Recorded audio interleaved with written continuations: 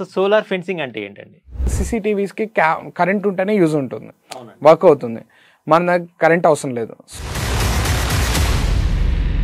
మేము మొన్న రీసెంట్లీ ఒక సూర్యాపేటలో అని ఒక వర్క్ చేసాం. Almost at a time monkeys రావడం, దీనివల్ల దీనికి కూడా ఏఎంసీ మెయింటైన్ చేస్తూ ఉంటాం. ప్రతి దానికి మాకు ఏఎంసీ ఉంటుంది. సోలార్ అంటేనే మీకు పవర్ జనరేట్ కూడా మీకు డీసీలో అవుతూ ఉంటుంది 6500 to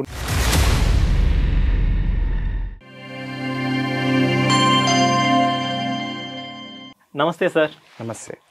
సోలార్ ఫెన్సింగ్ అంటే ఏంటండి? సోలార్ ఫెన్సింగ్ వచ్చేసి ఏంటంటే అండి, యాక్చువల్గా ఈ ఫెన్సింగ్ ఎలక్ట్రికల్ ఇప్పుడు మనం ఒక సేఫ్టీ పర్పస్ కోసం అండి. మనం ఇప్పుడు ప్రతి ఇంటికి ఒక కెమెరా ఎంత అవసరమో, యానిమల్ ప్రొటెక్షన్స్ కోసం అయినా సరే, ఒక థెఫ్ట్కి అయినా సరే, ఒక ఫెన్సింగ్ అనేది కూడా చాలా ఇంపార్టెంట్. ఎగ్జాక్ట్లీ. సో ఎందుకంటే ఇప్పుడు ఫర్ సపోజ్ సీసీటీవీస్కి కరెంట్ ఉంటేనే యూజ్ ఉంటుంది, అవునండి, వర్క్ అవుతుంది. మన దగ్గర కరెంట్ అవసరం లేదు, సోలార్ తోటే పవర్ జనరేట్ అవుతుంది. సో దానివల్ల ఏంటంటే ఎనీ టైమ్ 24 hours ఇది వర్క్ చేస్తూనే ఉంటుంది.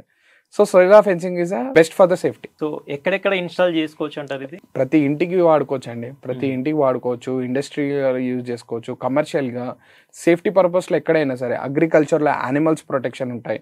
మేము మొన్న రీసెంట్లీ ఒక సూర్యాపేటలో అని ఒక వర్క్ చేసాం. Almost at a time monkeys రావడం, దీనివల్ల వాళ్ళు చాలా లాస్ అయ్యారు. దానికి ఏంటంటే మేము ప్రొటెక్షన్ కోసం సోలార్ ఫెన్సింగ్ సజెస్ట్ చేసాం.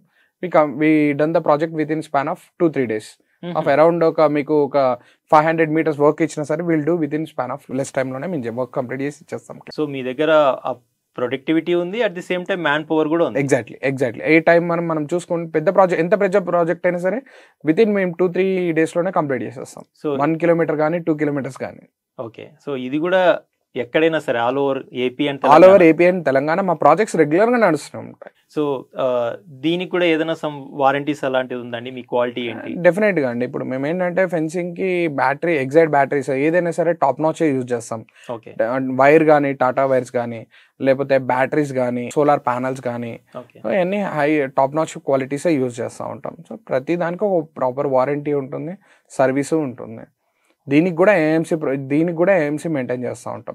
ప్రతి దానికి మాకు ఏఎంసీ ఉంటుంది. సోలార్ అంటేనే ఏఎంసీ, యాన్యువల్ మెయింటెనెన్స్ అనేది కంపల్సరీ మెయింటైన్ చేస్తూనే ఉంటాం. సో అదే విధంగా మనము ఇండివిజువల్ హౌసెస్ కూడా వాడొచ్చు అని చెప్పారు కదా? అవునండి. సో దానికి ఎంతవరకు ఖర్చు అవ్వచ్చు అండి? బేసిక్గా ఎలా ఉంటుందంటే దీంట్లో లైన్స్ ఉంటాయండి. ప్రతి ఇంటికి 4 lines, 6 lines, 9 lines, 12 lines.